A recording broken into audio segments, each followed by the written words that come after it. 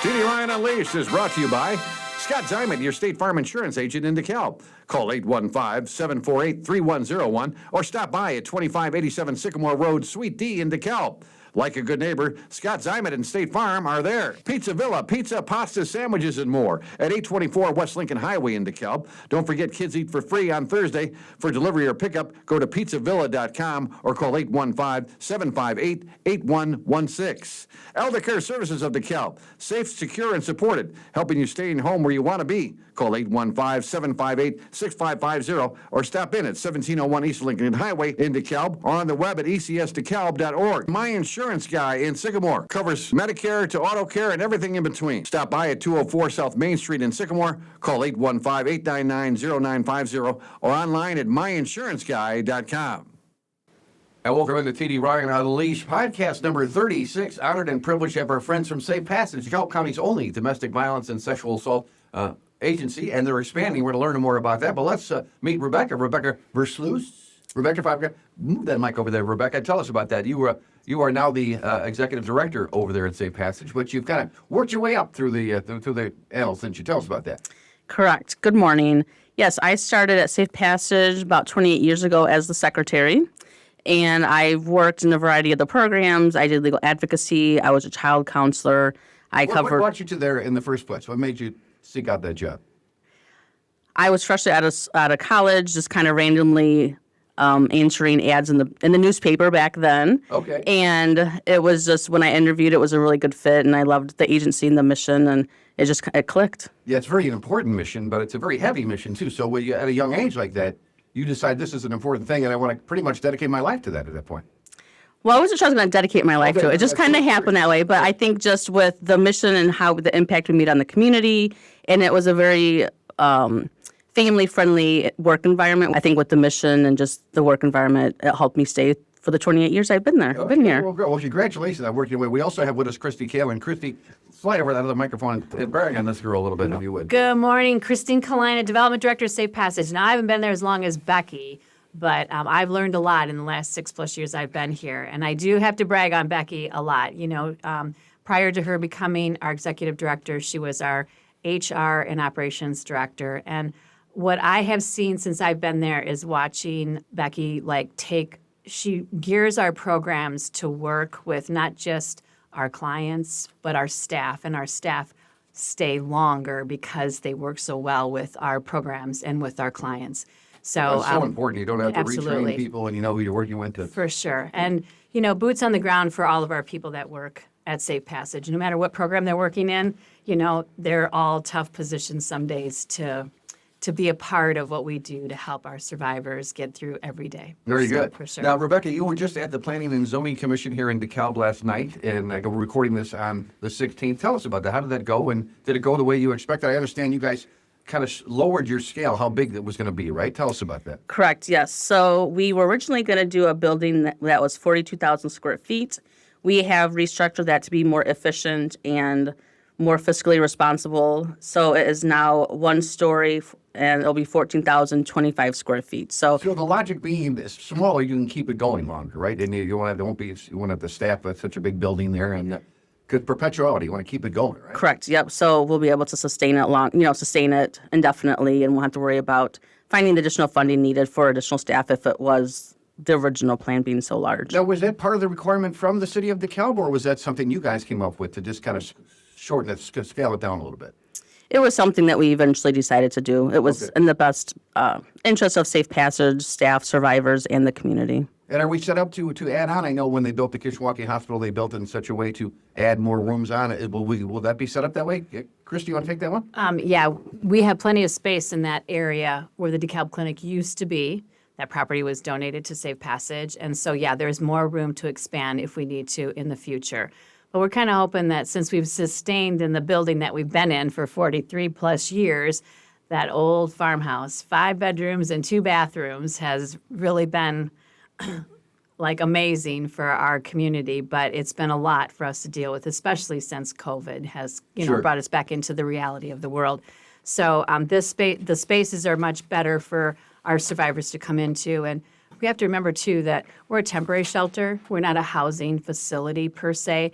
but we are providing housing for those that need to be safe and secure and find that little bit of hope so that when they get back out into this world of ours today, the challenges aren't so difficult. You know, I talked to our friends from Hope Haven. Matter of fact, we just had them on a podcast last week. In terms of, I always use from the Bible that you could give a man a fish and he'll eat for a day, but teach a man to fish, he'll eat for a lifetime. And that's what you're doing with Safe Passage and with Hope Haven.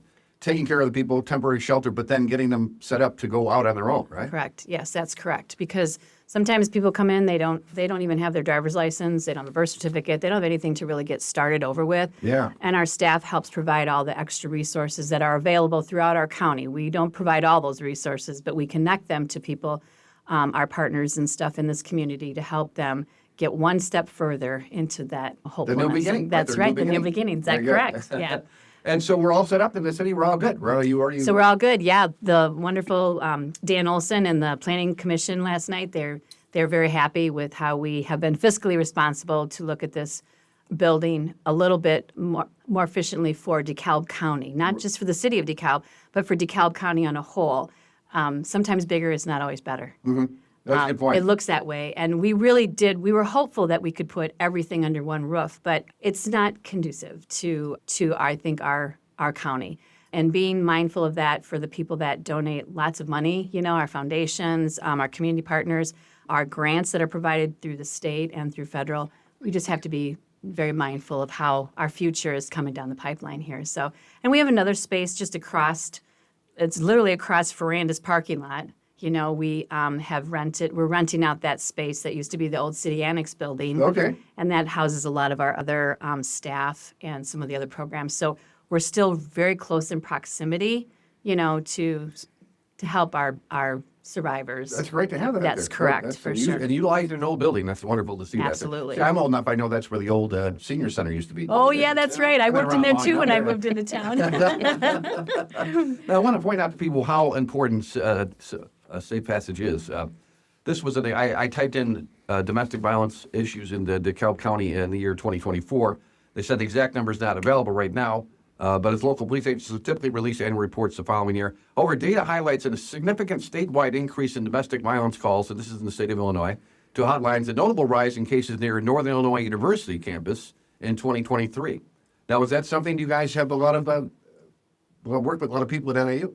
We do. So we're on campus there to serve their students, and we have a great partnership with them. So No, I think a lot of us think about married couples when we talk about things like this, but obviously there's relationships there, and sadly, oftentimes leads to violence, doesn't it?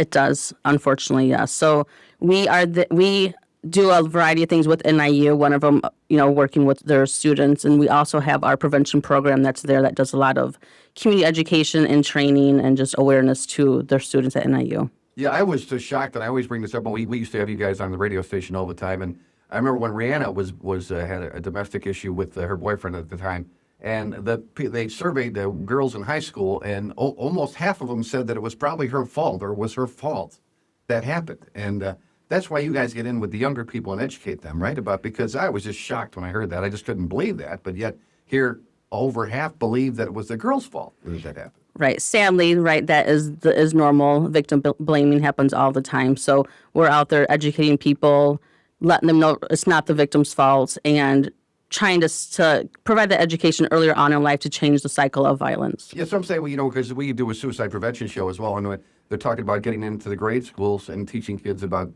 suicide prevention, because unfortunately it happens at a young age. Is it the same thing when you guys go? How young do you guys go? Do you go to elementary schools or just high schools now? Or we are in almost all the elementary schools in the county, and then we do some middle schools and high schools as well throughout the county. Now, also in this report, it says the 26% increase from last year for statewide. Why don't we just read the whole thing? Statewide hotline received 59,705 contact calls, texts, and chats in 2024, a 26% increase from the previous year, and a 140% increase from pre-pandemic levels. The primary drive for the increase was shelter crisis and lack of safe housing. And we were just talking to our friends about Hope Haven about this. The study I saw, there's over 400 homeless people in DeKalb County. That was from a 2023 study. And Hope Haven only has 91 beds. So, you guys are in that same situation, aren't you, where you have to turn people away, unfortunately? Unfortunately, yes. So our current shelter houses 25 to 28 survivors, and we are normally full throughout the year. So How does that work It's- now? When they're in, do they have a time limit then? Is there a certain amount of time before they have to move on, or how does that work? There is. It's an emergency shelter to help them immediately so they have a safe place to stay. Depending on the situation, if they have a safe house to go to, in a couple of weeks, we might keep them a little longer so they're able to get that housing for themselves. So it just kind of depends on each survivor's situation. And then you have some apartments, is that right? Some temporary apartments for people as well? Correct. So we have a transitional housing program where survivors can apply for one of those apartments, and they can stay there up to 2 years. And then it's just more intensive case management and just staff helping them get back on their feet and reestablish themselves in the community. Very good. Now, from the same study, DeKalb County General Crime Data, DeKalb County Sheriff's Office 2024 Annual Report, 1,064 orders of protection were processed. The city of DeKalb also reported nearly 30% drop in overall violent crime, but domestic violence calls were not itemized. So orders of protection, I find this very interesting because we hear stories all the time about people having order of protection against somebody and then they violate it. And has it gotten any better, or is it still that same way? Is there any way to make it better, to make the person safer from these people? I think it's accountability, and when somebody violates that order of protection, make sure they're arrested and following that process through the legal system. And we have seen an increase in our clients in general, especially since the pandemic. And currently, we have legal advocates that work in Sycamore, and then also they're in the courthouse often, helping with those orders of protection. So we're seeing an increase in that. And so often, I'm sure you hear the question, like, why didn't you leave sooner? And I remember watching a 2020 program where a gentleman had trapped his wife in the house, and the windows all sealed up, and she had opportunity to get out. And people, why didn't you get out? And I literally had nowhere to go. She had nowhere to go. She had no money. She didn't work. It was like they had a kid at home. And then I'm sure you often see that situation. Like, people ask, why did you wait? Well, they have to wait, don't they, until you guys come along, somebody that they can have a plan, right, to get out. Right. I think it's very easy to make those comments, why don't you just leave it? It sounds so easy, but in reality, it's not. It's very difficult. And when the survivor leaves, that's the most dangerous time. So it's easy to sit there and say those words, but until you're in those person's shoes, it's hard to understand the full capacity of that situation. Now, you just said something when you said when the survivor leaves, that's the most dangerous time. So tell us about that. Right? Correct. Because that moment, that person realizes this person is really leaving now. Right. So the person the person who's abusing their significant other is losing that control. So they want to gain that back. So it's a critical time in that survivor's life. So it's very important that they have a safe place to go and a safety plan in place. And if they have children involved, then that adds a whole nother element of why they're staying and how to stay safe. Yeah, it's very good. Many of us are just starting to realize that. Now, let's talk about your mission. The mission of Safe Passage is to promote rights of all for a nonviolent and abusive-free relationship through advocacy, intervention, and prevention in DeKalb County. Now, your funding through state and federal grants, private donations, and support of local agencies such as the DeKalb County Community Foundation, Kishwaukee United Way, and DeKalb County Mental Health Board. So I know you want to thank those folks too, but we also want to encourage others to help donate, right? Tell us about that. Yes, we would love our community support. We have lots of opportunities to donate in a variety of ways. So we have the New Beginnings, the capital campaign for our new shelter and supportive services that, of course, we're looking for donations to help support that. And then just for the operations of Safe Passage and, all of that goes to help the survivors continue to stay safe. And, we just worked with Salvation Army with our Freezing for Food campaign, and inevitably somebody comes back that the Salvation Army helped, and they want to help the Salvation Army. Do you see that with Safe Passage, the people that you help come back? I think Pam Edwards is one that I could mention that. Nancy Edwards. Nancy Edwards. Yes. Tell us about that. So Nancy Edwards was a client years ago. She stayed in our shelter, and she recently has joined our board and has been fabulous. She's a wonderful addition to our board. But we often see that where our survivors want to give back to their community and to the agency. So they'll reach out to see how they can help. So, yes. And they realize the importance of your agency. They do. They want to help others who were in their situation get out. And, I think that it's wonderful to have those survivors reach out because then other people that are currently going through the domestic violence can see that there is hope and there is a way out. Right. Very good. Now, let's talk about your history in 1981. I don't think you will go back to 1981 there. But I didn't know this. Safe Passage was founded as a grassroots organization run by volunteers who wanted to create a safe place in the community for victims of domestic violence. Now, when I first moved here, I always heard about the Ben Gordon Center, and I'd only learned that the Ben Gordon Center was a guy at the hardware store, and the Ben Gordon hardware store, people would stop by, have a cup of coffee with him, and he'd talk out their problems with them, and ultimately evolved to the Ben Gordon Center. But you got the Safe Passage started as just a small grassroots organization, didn't it? We did. So there are people in the community who recognize this problem. So they wanted to help. So they were working with some local churches and then some individuals so they would find safe places to stay, often in people's homes. Okay, very good. And then in the 90s, a offender intervention program was added to services provided by Safe Passage, ensuring the agency was not only focused on supporting survivors, but on ending abuse at its source. Now, tell us about that, because you're not just like giving a fish or teaching you a fish. Right. Yep. So we're looking at domestic violence from all angles. So we are working with those perpetrators who are court ordered or who just want to better themselves. So we work with them to, make them accountable and teach them other ways to deal with conflict versus being abusive. And they might not know any other ways. We learn so often it's hereditary, right? You see that's how mom dealt with dad, dad dealt with mom, and so you just think that's natural, right? That's the way. Correct. Yep. There's so many factors that play into domestic violence, but learned behavior is definitely one of those. And then later on, in 2003, you guys became a rape crisis center, expanding programs to meet the needs of survivors of sexual assault and abuse. So that was just another step in you guys evolving, wasn't it? It was, yeah. So we just, Ben Gordon Center had contacted us and wanting to know if we wanted to take that over. So we took that over because it was a natural fit with our services. And so often domestic violence survivors are experiencing sexual assault within their marriages or their relationships. And so it was a natural fit for us. Oh, that's great, too. And then now, New Beginnings, I just interviewed Joe Mitchell from Project Hope is what they're calling it. But New Beginnings, Chris, you take this one. What does that mean when we hear New Beginnings over there at Safe Passage? New Beginnings was how we themed this new project for Safe Passage before I even started working there. So because we needed a place for Safe Passage to start anew. So Right. New Beginnings is a natural fit for the new building. So we're not changing our name. We're going to continue to be Safe Passage.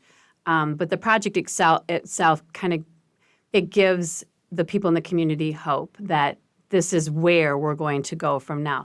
So when this grassroots organization had started, I've talked to so many, like farmers, people that are a part of churches, that literally took a lot of these young women at the time into their homes.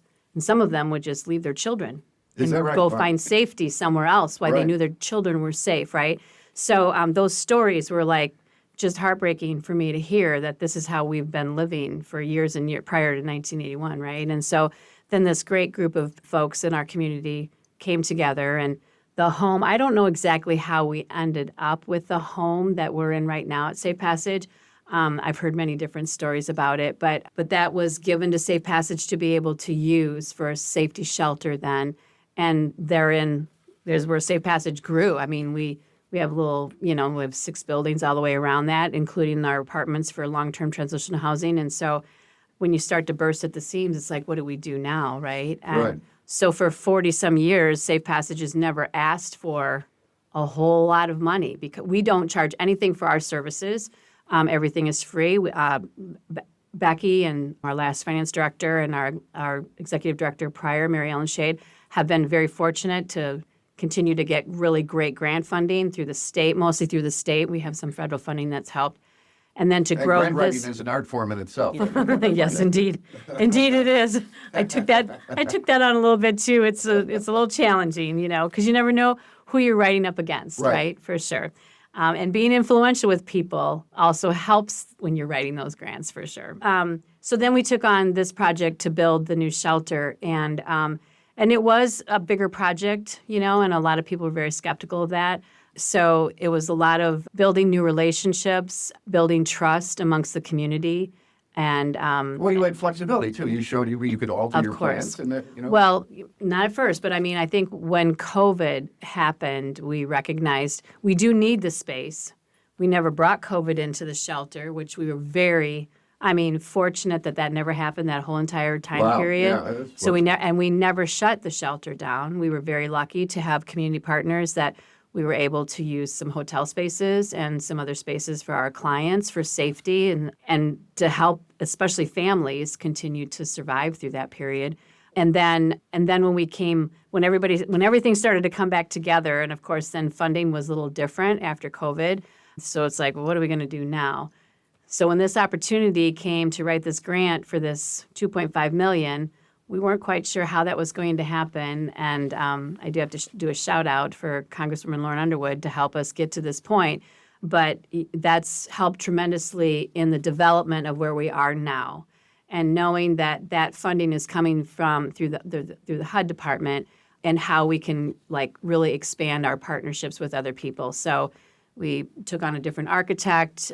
We had different building plans set up. We came in with a new budget, which is a little over $5 million now for the building, as opposed to $10.5 million. All right, very good. And you're well on your way, like you said, with the for sure. $2.5 million grant. Yes, That's sir. great. So, and it was, it's been a very encouraging ride for the last couple of weeks. I don't know if you've been paying attention to the paper, but we've had our soft shovels in the ground now, even though we're really not going to do the building process until spring. We have our 1919 Architects has been helping us with the architectural plans and the setup with this. We did our RFQs for builders and stuff. Ringland Johnson is going to be our builder.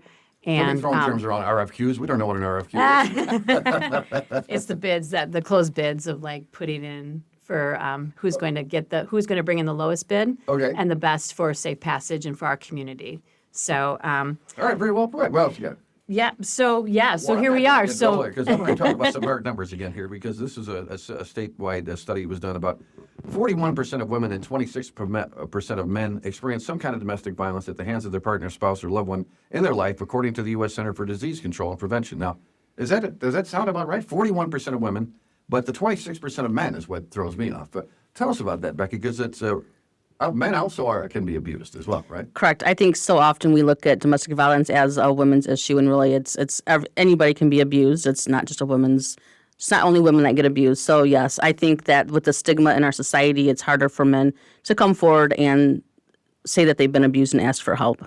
Now, the need for the shelter here really personified right here in 2024. Safe Passage served 139 adults and 59 children in the shelter, according to their website. But limited spacing staff had turned away 149 adults and 95 children, though they referred to other shelters and service providers. So you had to turn away that many people, 149 adults and 95 children. Correct. All the more need for this shelter, right? Yes, and sadly, I think it varies from month to month. But 1 month, I believe we had to turn away 37 adults and 18 children. So it's the need is definitely out there. It's a great need. And we're just scratching the surface, because according to the same study, about 44% of victims of domestic violence do not report the abuse they are suffering. 44%. Yes, again, go into the stigma with domestic violence. So many people would rather just suffer in silence instead of being Well, we talked about this. Fear of retribution is the most common reason. Also, fear of loss of income, even fear of losing the offender whom they often feel they still love. So again, that's very complicated, isn't it? It is. It's not an easy fix. It's a very complex situation. Very good. Again, the need, we're just emphasizing the need. I was wondering about the need, and so since we've been doing a weekly news podcast, I print out the DeKalb police report just for a day. This is for a Sunday afternoon. There were 3 different domestic violence calls. A domestic trouble incident, I won't mention where that was, domestic trouble incident, and domestic battery as well. Now, that's a Sunday afternoon. So I can imagine you guys still have people aware of this going on. It's just amazing that all these domestic violence calls that the police department does. And we had Chief Bird on here from the DeKalb Police Department, and we talked about the social workers going out on calls. And what do you guys think about that? I don't know how much you're up to speed on that in terms of if it's a domestic violence situation and it's not where the police are not necessarily needed, they'll call on a social worker to come in. What are your thoughts about that? I think it's good to get those survivors any kind of help and resources they need. So it's a step in the right direction. And the DeKalb Police Department is a wonderful ally and a great partner with Safe Passage. And we work with them closely with how to make things in our community better for survivors. So yes, it's great to get them those resources as quick as possible. And talking to police officers, they tell me sometimes the couples will turn on the officer. They call in for the other person, and then the officer's there, and suddenly he becomes the bad or she becomes the bad guy, and they both turn on him. So that's a common thing too, isn't it? Yeah, that's unfortunate, and it makes the situation for the police officer more difficult to kind of figure out what's going on. All right, very good. Again, another important reason why you guys. Now, you mentioned Mary Ellen Shade. I want to mention her, right, because she was so important to you guys and all that she did in getting you guys established, right? Christy, you want to take that? that is correct. Yeah, Mary Ellen worked at Safe Passage for 11 plus years, and she brought a lot of experience with her to help get Safe Passage where It is today. Her first foot in the door when she went over to the shelter was, oh my gosh, we need a new shelter for Safe Passage. So that's where it all kind of started. And I mean, it was kind of a slow process. And then I came in 6.5 years ago, and just a little bit prior to that, probably a year prior to that, we had a couple people on the board and Mary Ellen who were going around checking out different properties. There had been a proposal for a completely different, try to like repurpose a building. We're not going to go hash out through that, but No, I mean, let's not in go the through that, northern no. part of DeKalb, and that turned out to not be really conducive to what we were going to need either.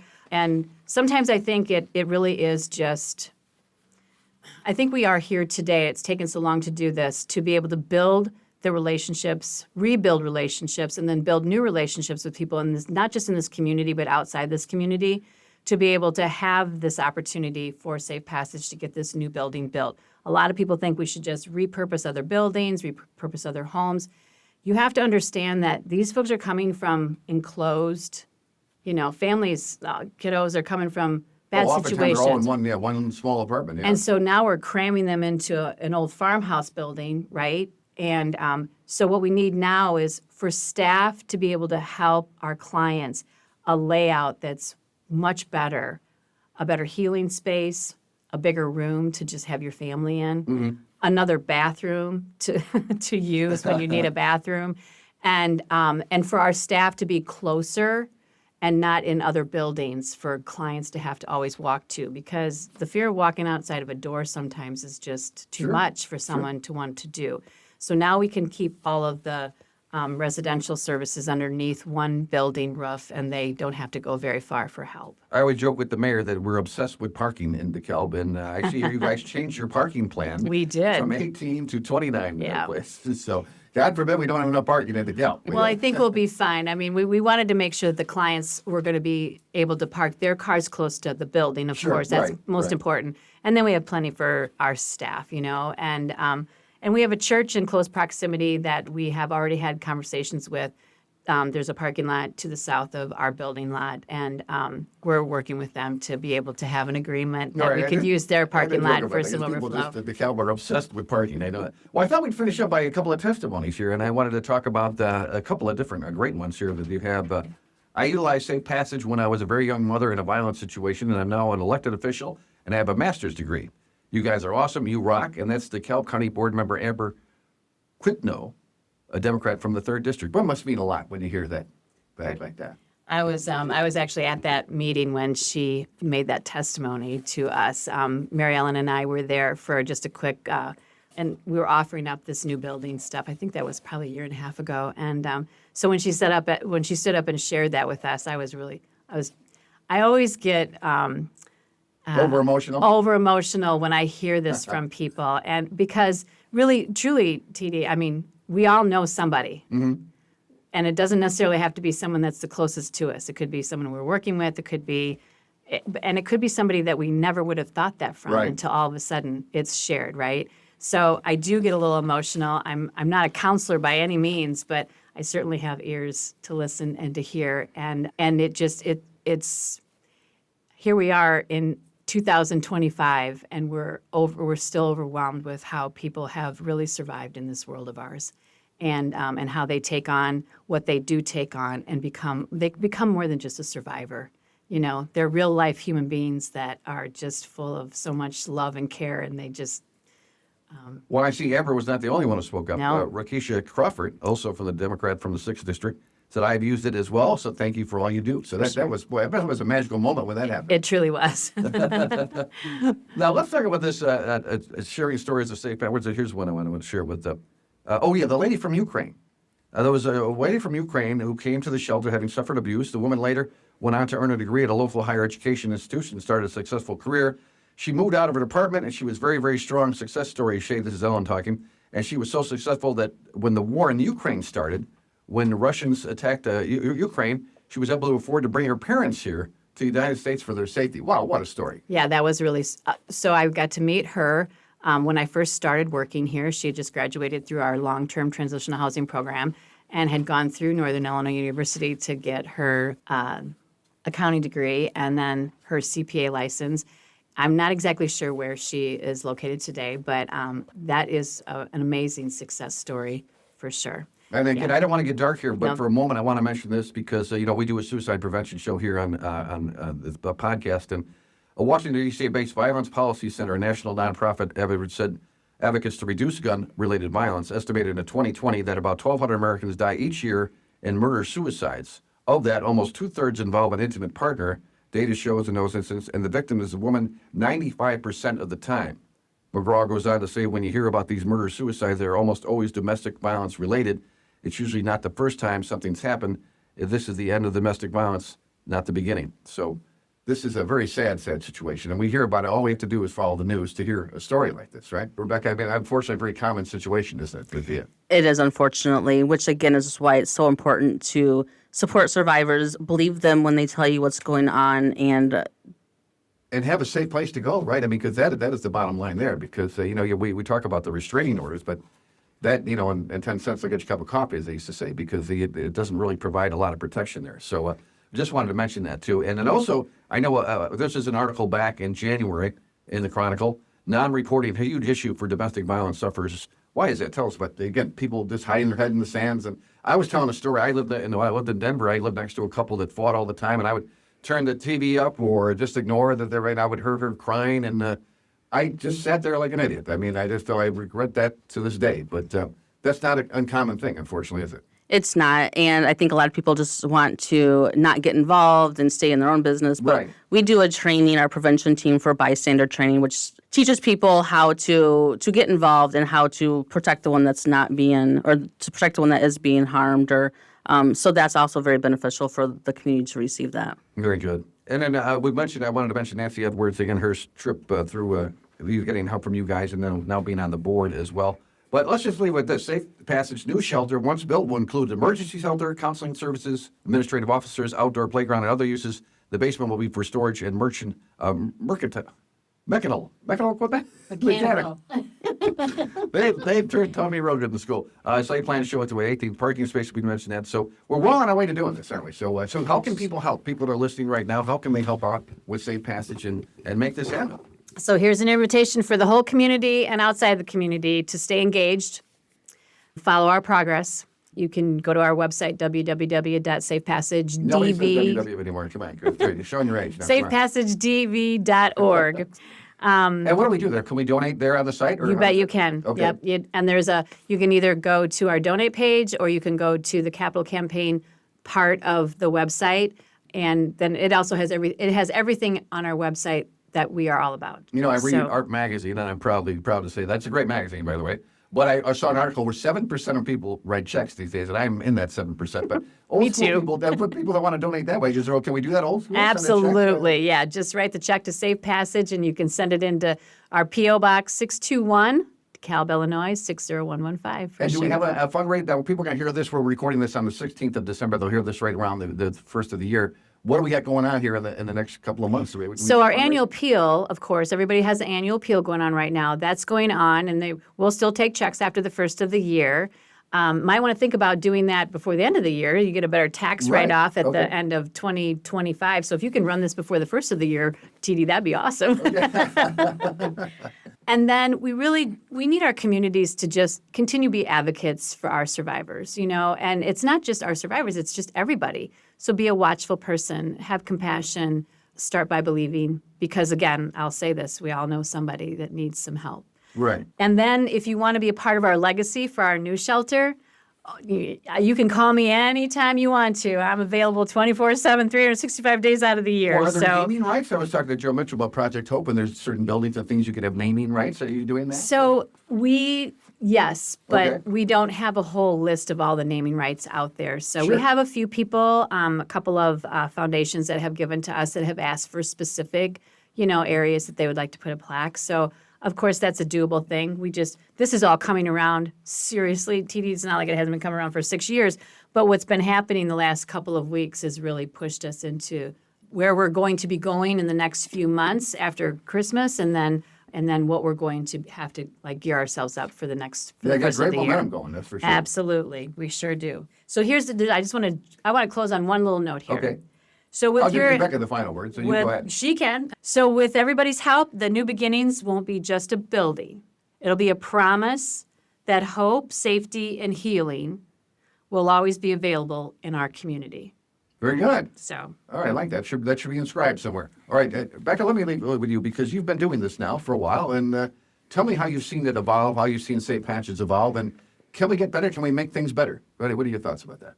We can definitely make things better. I think with our community rallying around the issue and wanting to make a change, we can definitely make things better.